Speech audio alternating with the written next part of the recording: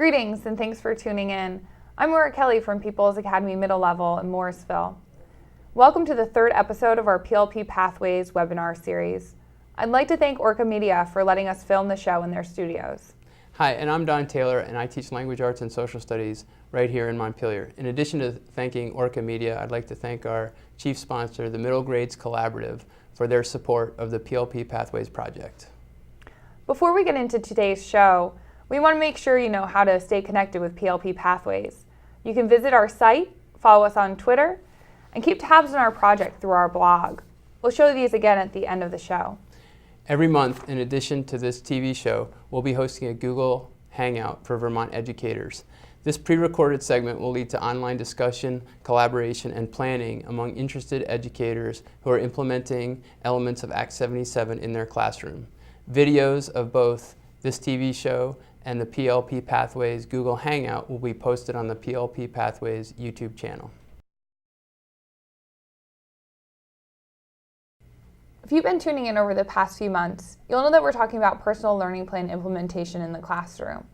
Some of the key considerations that we've highlighted are the plan template, calendar logistics, and the use of the personal learning framework to guide students as they move through the personal learning process. At the beginning of the year, we started working with students in the identity phase, and currently we're transitioning into growth and reflection.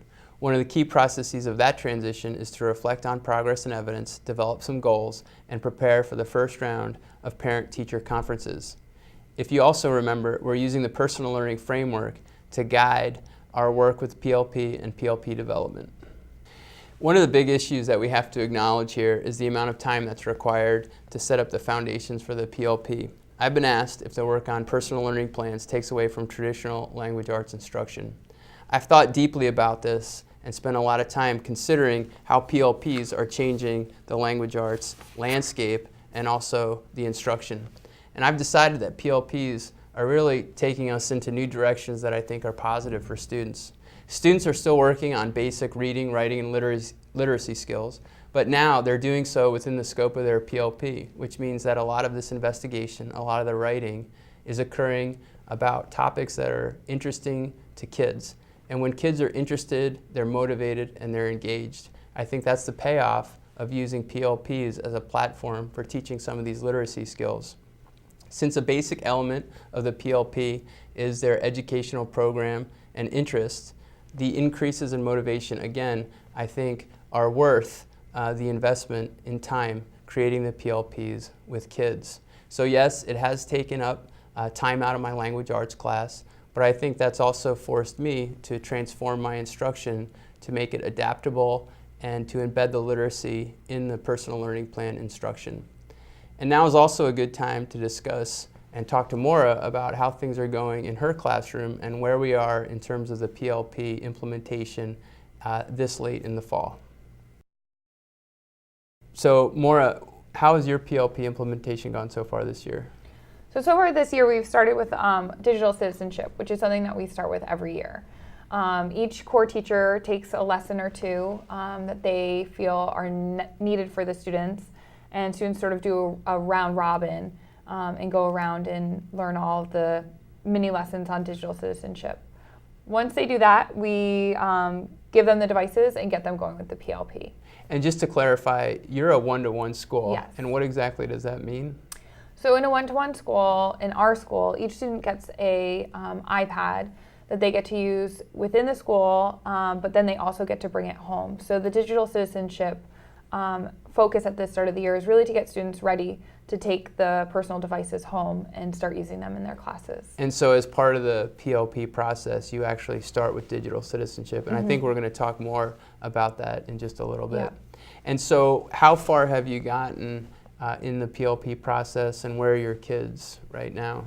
So we started really focusing on identity, having students really think about who they are in the context of their lives. We partnered with an organization called Flying Ryan, and they have a program called the Decisions Program, where you look at core values modeled after Ryan Hawk's core values.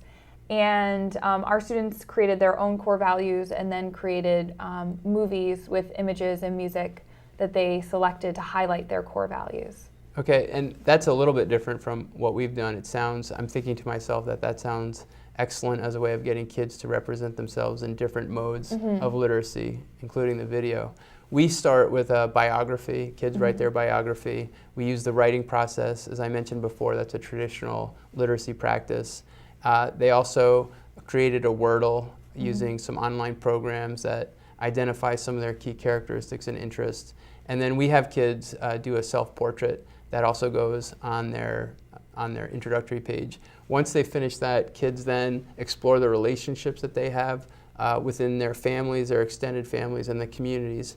And then based on that, we start talking to kids about the principles and values that they appreciate within those relationships. We make an effort to make sure that kids are really looking for the positive qualities and also those qualities that they want to represent and that they believe are most closely associated with their behavior and their performance. So once kids have that relationship and community, we start to isolate out the principles and values so that by the end of our identity stage, kids have written the biography, they've looked at their relationships both in school and out in the community, and then they've also identified principles and values that then we extend into the goal setting.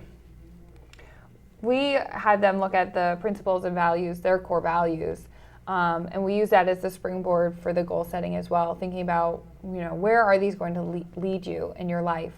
So we had students go through and look at areas of their life that they're already working hard. What are the things that they're doing that they're really passionate about? And we use those to build strength-based goals. So each of our students used our transferable skills, which we provided a list of transferable skills to our students, and they helped to use that to align their goals to match one of the transferable skills. And then they presented their 2 goals that they created along with their biography, their core values video, their PLP site, and academic successes and challenges so far this year in a student-led conference. So to our viewers out there, what are the transferable skills and where are they from and how do they play a role in your teaching? So the transferable skills come from the skills that students should have evidence of from grades 7 through 12, and it should be skills that they're proficient in by the time they graduate from high school. And those have been proposed and are available through the Agency of Education, correct? And yes. We're actually in our classroom, because Vermont is moving to proficiency-based grade expectations, those transferable skills are being applied for our kids as well. And I find that one of the most important is that self-direction, how kids are behaving as independent learners and how they're staying organized and how they're self-advocating for their own progress. So that's actually a new step that we've done this year, is to incorporate those transferable skills. And we'll actually put those transferable skills up here so that you can see those, and we'll include the address where you can find those as well, because I was a little hesitant to give my kids more standards, but it turns out that they actually appreciate those, and they've been able to incorporate that into some of their writing as well. And I just also want to point out that a lot of this PLP work is very focused on literacy and the writing and the reflecting, and also reading and understanding complex ideas and vocabulary. And that's where we're embedding a lot of the traditional literacy skills into this new work with the personal learning plans. And I might also add that as part of our practice, we're really using reflective techniques and reflective tools for kids not only to reflect on their own performance, but at least to give me really good feedback on how they're feeling about that PLP process and how relevant and rigorous they think their learning is. And so far, kids have been really positive about the experience and have really sort of voted to continue that work. And so I think that's been a big benefit. Where are you on the goal setting process? Interestingly enough, we are doing goal setting this week. We have our parent-teacher conferences are next week, and so what we wanted to do was to shift our parent-teacher conferences to a focus on the PLP, so that we're not just talking about assessment scores or missing assignments. Parents already know that. They have access to that through PowerSchool, and instead we want to move the focus of our conferences to the goals that kids have self-identified, but also addressing some of the strengths and challenges that we're seeing in the classroom. And hopefully this has been a progression. This is our second year using the PLPs as the basis for the conferences. But we've created an information stream for parents. We've sent out some letters. We've put material online. And then we've also sent a script home so that as the student hopefully leads the parent through the conference, the parents will be familiar with the material, and so they'll have a good base of knowledge to be able to evaluate the PLP.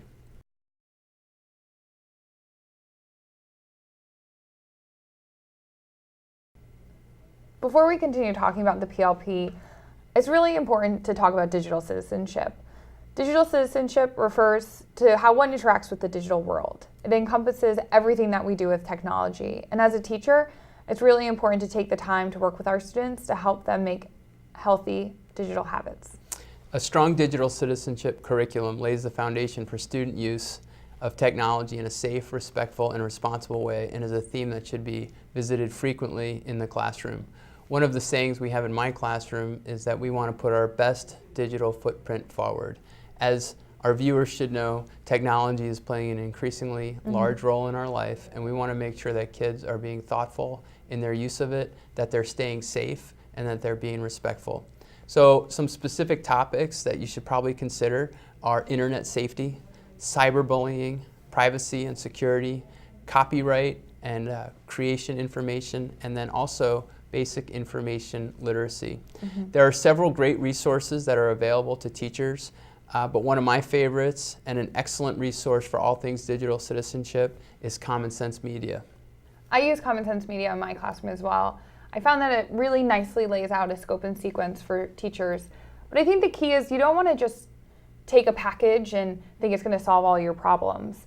You really have to pick and choose and see what you can integrate into your classroom when it's necessary and when different themes or topics come up. I would agree with that. I think there's a desire for teachers to have a whole curriculum that's laid out across the year. And what I found is that you have to pull out the pieces that are going to be most appropriate for what you're currently working on with students. So I know that there's some great search strategies, there's some great search videos about how to search appropriately and how to go to the right places online. And if you're doing a research project, then that would be an ideal place to insert that into your curriculum. I'd also like to add that Google has started to come out with some amazing material.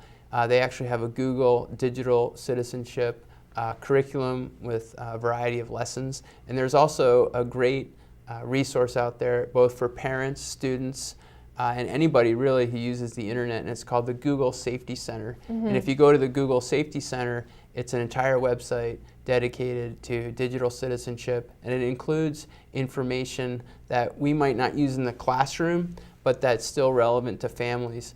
Things about online purchasing, how to use the internet appropriately and safely when you start doing that research and those things, banking and things that adults are doing in their everyday life. And I think that's a really good tie for kids, is to see that not only is digital citizenship something that needs to happen in the classroom, but that they're going to carry with them as they move out of the educational system. One of the things about being in a one-to-one school where all of our students get iPads, we feel like we need to extend the conversation, just as you were saying. One of the ways that we engage parents is giving them lots of digital citizenship resources and actually giving students an assignment where they have to go home and film themselves having a conversation with a parent or guardian or trusted adult about how they're going to act as safe digital citizens and really develop a plan for how they're going to use technology outside of school. And just talking to you about technology and one-on-one, it reminds me that digital citizenship is not only about the internet, it's also about using the hardware and taking care of the hardware. We realize that this is a significant investment for taxpayers and communities. So we talk to our kids all the time about carrying computers with two hands, about not eating around the computers, and really taking care of the equipment so that it can last. We find that when we have students who are careless with the equipment and it gets broken, that just ends up costing the school and the community more money than it should. So we really talk about that quite a bit, and we set up protocols in the classroom for exactly how we want kids to behave with that hardware, and hopefully we can get the most out of it. Maura, this has been a really great conversation about PLPs, the PLP process, and digital citizenship. Thanks very much. And how can viewers stay tuned to the PLP Pathways project? If you'd like to learn more about the personal learning plans or the implementation process, you can check out our website, and you can also visit the Middle Grades Collaborative site to get resources for PLP Pathways. You can also join our next PLP Pathways webinar, which will be hosting at 3:30 p.m. on Thursday, November 19th.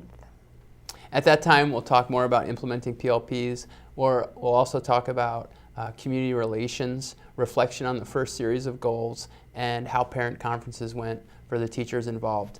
Thanks for joining us today, and again, we hope to see you on the 19th of November.